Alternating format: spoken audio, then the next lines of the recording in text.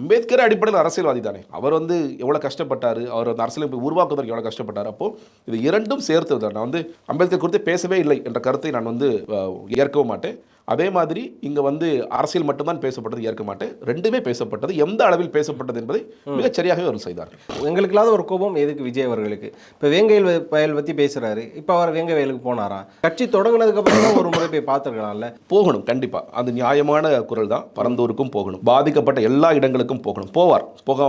போகாம நான் சிம்பிளாக சொல்கிறேன், போகாமல் ஜெயிக்க முடியாது. போகாமல் மக்கள்கிட்ட வாக்குகள்லாம் வாங்கவே முடியாது. நீங்கள் போய் களத்தில் நின்று அந்த மக்கள் என்ன கஷ்டப்படுறாங்கிறத பார்க்க வேண்டிய அவசியம் நிச்சயமாக இருக்கின்றது. ஏன்னா நீ நாளைக்கு ஒரு தேர்தல் அறிக்கை நம்ம கொடுக்குறோன்னா அது எங்கேருந்து வரணும்? இந்த மண்ணில் இருந்தால் வரணும். இந்த மக்கள் என்ன கஷ்டப்பட்டிருக்காங்க, அந்த மக்களுக்கு நம்ம என்ன தீர்வுகள் கொடுக்க போகிறோம்?